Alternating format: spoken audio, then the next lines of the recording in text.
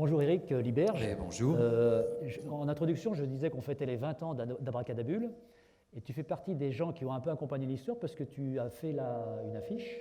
Je ne sais plus si c'était pas la 8e affiche, peut-être bien d'ailleurs, la 8e année. Alors, j'ai une année, c'est 2009, il me semble. Oui, donc c'était notre 9e année. Ouais. Et non, il y a avant. Avant 2008 Je l'avais peut-être noté quelque part. Et en remontant, donc ce festival a commencé en 2000 et tu as commencé en 99. En tout cas, en 99, tu reçois un prix. Oui, ça a été pour Mardi Gras décembre, donc voilà. Le prix Goscinny pour le tome 1. Ouais. Et on dit parfois en bande dessinée que les prix ne sont pas des vecteurs de vente pour les albums et pas forcément non plus des vecteurs pour lancer un auteur. Et j'ai l'impression quand même que le prix René Goscinny t'a aidé. Ça m'a aidé dans la mesure où l'univers de Mardi Gras décembre est quand même très particulier. Et le fait que ce soit légitimé en tout cas par un prix dès le tome 1, ça a peut-être amené une crédibilité. Bon, le thème de Mardi Gras, c'est très simple, tout se passe dans l'au-delà, il n'y a que des squelettes dans les pages, de la page 0 à 62, c'est rempli d'os. Donc qu'est-ce que ça fait? Ça effraie les éditeurs, ça les a effrayés, sauf une maison d'édition qui a pris le risque, Zone Créative d'abord, et Pointe Noire après. Ouais. Mais le fait que le prix Goscinny est arrivé par l'intermédiaire de Philippe Druyet, qui avait remarqué l'album et qui avait décidé de l'accompagner au prix Goscinny.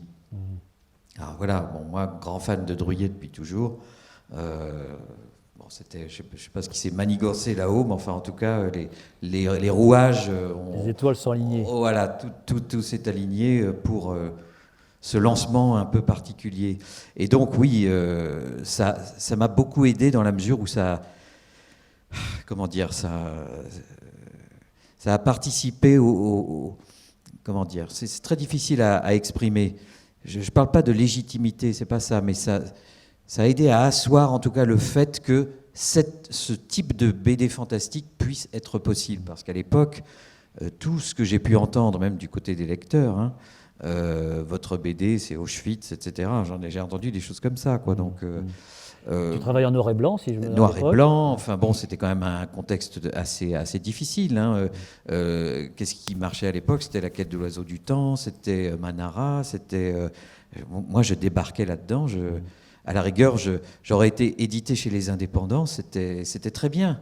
Et j'arrivais même, moi, à me dire, ça ne marchera pas et je serais obligé de faire ça à compte d'auteur, quoi. Et boum, le prix arrive.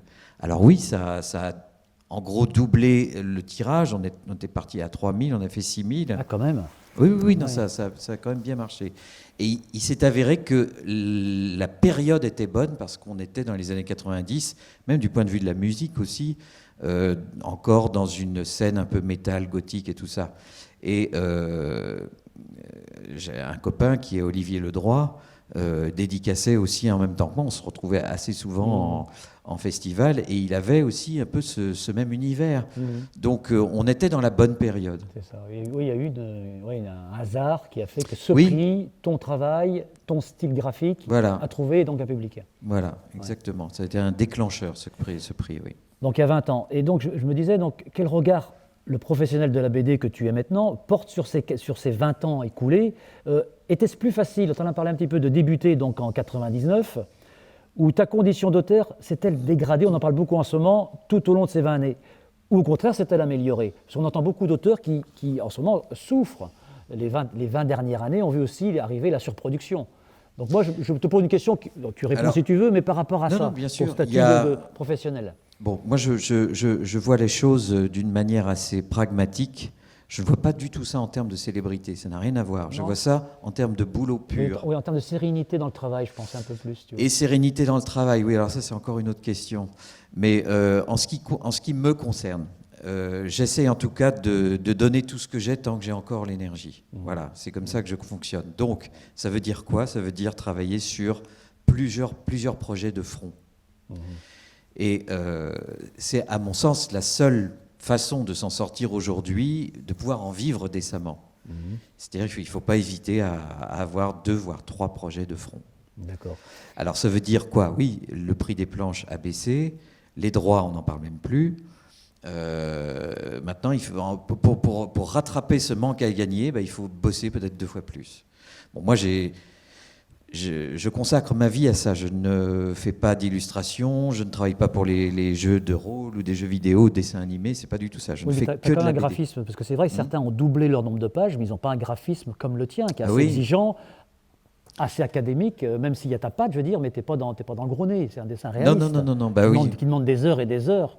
Ouais. Donc faire plus d'albums par an avec ce style-là, ça me paraît pas évident, quoi, pas simple. C'est pas évident, c'est vrai que ça se joue vraiment à un emploi du temps très chargé. Ouais. Bon, maintenant, je travaille aussi avec des éditeurs qui sont vraiment fiables et que j'aime beaucoup. Bon, Futuropolis, il y a les Arènes aussi, et avec Laurent Muller, il y a Glénat, et le 4e, c'est Dupuis. Donc j'essaie de naviguer entre ces 4 éditeurs, garder mon style et essayer de garder la qualité de mon style. C'est-à-dire, je ne peux pas bâcler une page. Au jour d'aujourd'hui, si mon trait s'en va, le lecteur le sentira. Il dira, ah oui, Liberge, là, c'est plus ce que c'était. Donc voilà, tant que je peux donner tout ce que j'ai, je le fais. Et pour l'instant, ça continue. Donc, mais la question que tu posais, elle est notoire chez beaucoup d'auteurs qu'ils vivent d'une manière ou d'une autre. Moi, j'ai pris le parti de mettre 2 fois plus de charbon dans la machine. Alors oui, c'est vrai qu'on est dans une période où tout s'emballe, il y a énormément de sorties. Comment les éditeurs font-ils pour défendre autant de bouquins? On ne sait pas. Ils avaient dit en 2003-2004 qu'ils réduiraient la voilure, ça ne s'est même pas fait. 5000 nouveautés en 2019 ou 2018. Voilà, on est toujours dans la même situation et ça continue. Bon, plus de 5000 nouveautés, oui, sur l'année 2018 ou 2019, je ne sais plus. Oui. Enfin, 2019, elle n'est pas finie, donc c'est plutôt 2018. Oui. Donc les choses en sont là et petit point, on ne sait pas vers quoi on va. Alors pour pallier donc les aléas des décisions éditoriales, donc tu es moins touché parce que tu as la chance de travailler, comme tu le disais, avec de grands éditeurs, mais certains donc essaient ce qu'on appelle le crowdfunding, le financement participatif. Oui. Ils font appel, donc ils chantent l'éditeur et ils font appel aux lecteurs directement. Que penses-tu de cette façon de travailler et est-ce que ça ne permettrait pas de faire des albums plus atypiques? Alors, je suis déjà atypique moi-même. Oui, c'est vrai. Mais c'est pour ça que je te pose la question, parce que je me suis dit, ça pourrait l'intéresser sur des choses extrêmement pointues, quoi. Oui, mon mouvement est au contraire d'aller à contre-courant et de rattraper un certain classicisme pour faire passer peut-être les idées atypiques que j'aime et de manière classique. Le crowdfunding serait bien pour peut-être, si vraiment il y a un crash du côté de Dupuis ou de je ne sais qui, pour faire peut-être un nouveau Mardi Gras des Cendres. Voilà, je le ferai comme ça. Mais là, on n'en est pas là, fort heureusement. Mais ça doit être très difficile parce que j'avais parlé avec Tabary il y a vraiment quelques années et il m'a dit, voilà, moi, quand je lève mes fesses de ma table à dessin, je deviens un homme d'affaires. Je dis, oui, d'accord, mais enfin, tout le monde ne peut pas faire ça. Moi aussi, j'ai été commercial. Dans une autre vie, pendant 7 ans, j'ai été commercial dans l'industrie. Mais je ne me vois pas gérer une pile de bouquins à la maison, des envois, embringuer mon épouse là-dedans. C'est un autre métier. C'est un autre métier. Ouais, c'est vrai. François Plisson le fait très bien, mais par exemple, tu parlais du style de dessin que j'ai. Moi, je ne pourrais pas le faire avec le style de dessin que j'ai. Tu vois, il faut que je me consacre à 100% à mes planches. C'est ça. Oui, je pense que ton style est, je pense, très chronophage et je suis impressionné par le nombre de livres que tu fais, quoi. J'essaie de me tenir justement à cette cadence et c'est parce que quand je quitte ma table à dessin, je vais vers autre chose, je vais faire de la musique, je vais à la plage, je me lave la tête. Il faut penser aussi à ça. Je pense qu'il y a une usure humaine, si tu veux, à ne faire que de la BD, que de la BD, que de la BD. C'est comme si on était un poisson et on ne change jamais l'eau dans lequel le bocal, tu vois, il faut pouvoir se ressourcer. Et, c'est vrai, bon là, j'en parle particulièrement cette année où il y a 2 titres qui sortent en septembre. Ça a été une année crevante. Le Suaire, le tome 3, et puis aux Arènes, l'adaptation d'un roman de Gérard Mordia, c'est Notre part de ténèbres. 2 gros bouquins. Donc là, j'ai senti la fatigue cette année. Je me suis dit, voilà, on atteint une espèce de limite. Il faut penser à soi. Et c'est vrai que les gens qui sont tous les week-ends en festival, qui rentrent chez eux, qui dédicacent avant même de commencer à attaquer d'autres planches, par exemple, qui gèrent les cartons, l'imprimeur, un diffuseur s'il y en a un, s'ils ne le font pas, ça doit être délirant, quoi, tu vois. Oui, oui, il faut multicasquette. Ah oui, c'est 24 heures sur 24. Et c'est ce que François Plisson disait. Hein. J'avais discuté aussi avec lui, il m'avait dit, bah oui, enfin lui, il s'épanouit comme ça. Moi, je sais que je ne pourrais pas le faire. Voilà.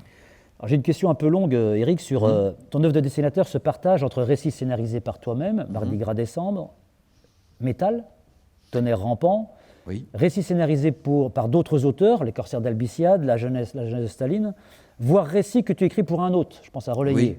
Lorsque tu dessines un scénario que tu n'as pas écrit, comment s'initie la collaboration? Est-ce toi qui contactes le scénariste ou inversement? L'éditeur qui donc joue le rôle du marieur. Hein. Je pense particulièrement au SER, parce que Futuro, oui. tu travailles sur le SER avec deux scénaristes qui, d'après ce que j'ai compris, avaient un projet qui n'était pas BD au départ. Alors non, oui, le SER devait être un film. Un film, et oui. c'est toujours un projet de film. Ils attendaient de faire finalement la BD pour ensuite le proposer à l'adaptation cinéma. Donc là, c'est le 3e tome. Hein. Là, c'est le tome 2 le tome, et le tome 3 d'accord. arrive le 11 septembre, donc semaine prochaine. D'accord. Oui, comment faire? J'ai toujours eu ces deux palettes. J'ai essayé toujours... Enfin, du fait de Mardi Gras et de ce côté très atypique, je me suis forcé à retourner vers le classicisme et à avoir justement ces deux casquettes. La casquette où je suis tranquille, auteur tout seul, et je peux effectivement développer mes propres histoires. Et le deuxième continent où là je suis en gros l'instrument de scénariste avec des fortunes plus ou moins diverses, hein, il y a des choses qui sont plus ou moins bien passées, mais j'ai toujours essayé de mettre un point d'honneur à y arriver, c'est-à-dire on me propose une science-fiction, demain je la fais, on me propose un western, j'essaie de le faire aussi. Okay. Donc c'est ça, côté auteur tout seul, et ensuite le côté tout public où on peut prétendre, essayer en tout cas, de tout faire. Parce que je pense à l'histoire de pirates, c'est vrai qu'on ne voyait pas forcément dans un récit de genre, tu vois, assez calibré, oui. Avec l'œuvre que tu avais en tant qu'auteur complet. Oui, et puis même le dessin des corsaires était... je pense que les fans de BD conventionnels, quand ils ont vu les corsaires, ils ont dit « mais qu'est-ce que c'est ?» Bon, voilà. Ouais, intéressant. Alors, je regardais ta biblio, et puis elle montre que tu aimes jouer collectif quand même, hein, parce que tu as participé à des séries multidessinateurs, comme L'Art du crime, Voyageurs, Les Contes de l'Ankou. Qu'est-ce qui te plaît dans ces projets? Retrouver une bande d'amis sur un même projet, l'émulation que ça implique entre dessinateurs, parce qu'on doit regarder ce que fait le copain, j'imagine, ou le partage de la pression éditoriale? Alors là, c'est plus le côté carte blanche qui tombe du ciel à un moment donné. Généralement, ça tombe, j'ai peut-être cette chance, je ne sais pas, touchons du bois, mais au moment où il y a un trou, arrive un projet un peu fourre-tout comme ça, qui permet de faire le lien justement avec un contrat suivant. Donc là, c'est très matériel, voilà. Mais maintenant, il y a le plaisir de travailler aussi avec de nouvelles personnes, de nouveaux gens. Et il n'y a pas forcément d'incointance entre vous au départ, la bande qui se crée. Non. Multidessinateur ne se connaît pas forcément. Alors, ça a été le cas pour le voyageur. Oui. Pour le voyageur, il y avait une équipe qui se connaissait. Ça a été le cas par l'entremise de Pierre Boisserie et Eric Stadler. Là, ce sont des copains. Ça, et donc, ça s'est passé comme ça. Il parlait de... Alors, Pierre Boisserie est très enthousiaste sur Voyageurs et me dit, ouais, pour finalement le tome, je ne sais plus quoi, 11 ou 12, on n'a personne. Je dis, ah bon, et c'est pour ça qu'il est un peu à l'ouest quelquefois. Je dis, mais ça parle de quoi? Je dis, c'est l'Antiquité. Et je dis, et moi, non ah ouais, on va le faire. Et ça y est, on a trouvé, ça sera Eric. Voilà. Donc, ça se fait comme ça. C'est souvent des coups de, pas des coups de poker si tu veux, mais des petits hasards. Pour Versailles, par exemple, c'était un ancien de chez Dupuis qui était passé chez Glénat, qui m'avait repéré par rapport à l'album du Louvre, et dit, tiens, on peut éventuellement lui proposer Versailles. Ça s'est fait comme ça. Après, L'Art du crime, ce sont vraiment des situations diverses qui viennent à un moment précis, donné, et c'est comme si on n'avait pas le droit de refuser. C'est le truc qui tombe, et puis voilà, c'est quand même un album qu'on te propose de faire, et aujourd'hui, ça ne se refuse pas. Oui, tout à fait. Voilà. Ouais. Intéressant. Peux-tu nous parler maintenant plus précisément peut-être du SER, oui. Qui est donc dans l'actualité, que tu dédicaces à Bracadabule, nous faire le pitch, si c'est possible. Parce Alors, que c'est intriguant. Le SER se passe sur 3 périodes, donc ce sont 3 volumes, Et c'est l'histoire de 3 personnages, dont Lucie, une jeune novice au XIVe siècle, qui commence son apprentissage pour devenir nonne, en fait, et qui se voit confier par un prieur qui veut ramener ses ouailles et puis aussi finir de construire son église, qui se voit proposer de fabriquer un artefact, se disant un suaire qui aurait contenu le corps du Christ. Alors, je dois préciser avant tout que l'objectif de Mordillat et Prieur est de parler du suaire de manière historico-critique. Ça n'a rien à voir avec le dogme ni les croyances. Nous sommes là dans le décryptage uniquement des évangiles, en termes de littérature. On est en dehors de toute croyance religieuse. Et donc, on a campé, effectivement, parce que cette toile vient du Moyen-Âge, elle a été identifiée comme telle. XIIIe siècle. Voilà.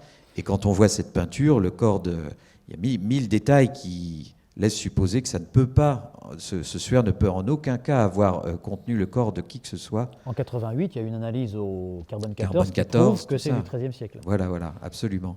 Donc, et après, c'est en marge de tout ce que les gens peuvent croire et veulent continuer de croire. Mais eux, leur propos, c'est ça. C'est parler du suaire de manière historico-critique et scientifique. Donc le tome 1 se passe au Moyen-Âge, on assiste à la création de ce suaire, à Liray, et deux lettres en témoignent, deux lettres d'évêques, je crois, qui incriminent le fameux prieur, comme quoi il aurait créé une image diabolique, enfin bref. Et ça, c'est daté, c'est oui, vrai. Oui, c'est assez historique. Ça existe. Le tome 2 se passe au 19e, on retrouve les mêmes personnages. Alors je le prends finalement, ces trois albums, comme en ce qui concerne les personnages de ces albums, comme leur propre écho à travers 3 périodes du temps. 19e, on retrouve donc Lucie, Henri et Thomas. Elle, qui a 20 ans, qui perd sa virginité, qui est amoureuse de Henri, qui est un député socialiste, et Thomas, qui est le père de Lucie, qui est évidemment opposé à cette union. Et le tome 3 qui va sortir, où on retrouve Lucie, qui est enceinte, mais qui va accoucher, cette fois-ci, un grand bond dans le 21e siècle, qui fait un film sur la vie du Christ, et qui va parler du suaire. Mais ça ne va pas plaire au Ku Klux Klan, puisque le tournage se passe à Corpus Christi, au Texas, et va s'en suivre évidemment tout ce que le fanatisme religieux peut déchaîner auprès de ces sociétés secrètes, voilà, avec une dominance politique aussi, quoi. Ouais, ça donne envie, hein.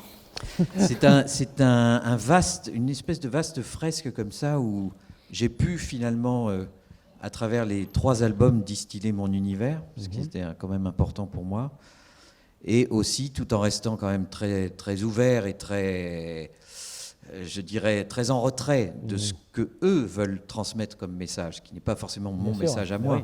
Mais en tout cas, graphiquement, j'ai essayé d'apporter le maximum de choses, de ce que je pouvais apporter pour parler de ce sujet et faire miroir aussi avec notre époque actuelle, avec tout le fanatisme qu'on connaît, quoi. Tu disais que c'était au départ un film, et je me posais la question, je me dis, tu n'as pas l'impression parfois que la BD, c'est un peu le cinéma du pauvre, on va dire, on travaille sur un long métrage, on cherche des producteurs, des financements, et puis si ça ne peut pas se faire, on va en faire une BD. Alors que pour moi, c'est des écritures totalement différentes. C'est vrai. Il y en a qui aiment bien faire cette comparaison, d'autres non. Moi, pour ma part, je suis assez d'accord. Je trouve que quand on fait un album, on est comme un metteur en scène. On a tous les effets spéciaux à disposition. On n'a pas de restriction de budget, sauf au niveau budget, oui, aller acheter ses pinceaux et son encre. Mais c'est tout à fait ça. Et le fait de travailler avec Mordillat et Prieur, qui sont eux réalisateurs, se retrouvent tout à fait dans la BD, dans leur rôle de réalisateur aussi.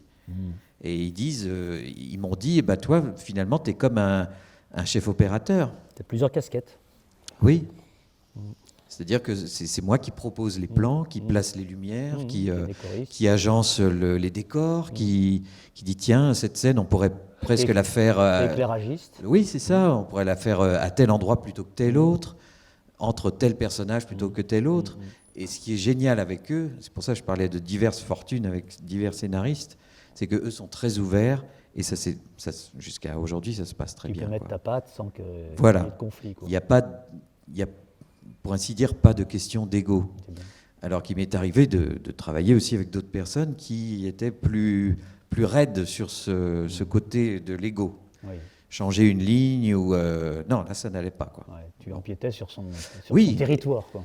Ça se passe, mais il y a toutes sortes de gens. Alors c'est pour ça que l'alchimie entre les personnes est très importante sur un projet, c'est vrai. Et j'y fais de plus en plus attention. À l'aspect humain, relationnel, tu veux Absolument, dire? parce que sur la durée d'un album, même s'il fait 46 pages et que ça se passe mal, ça pèse pendant 9 mois, quoi, et on le sent à la maison. Oui, tout à fait. Ouais. Alors pour finir, Eric, je voulais te poser une question sur Abracadabule. En fait, le 20e anniversaire, tu as réalisé l'affiche de la 9e édition en 2008.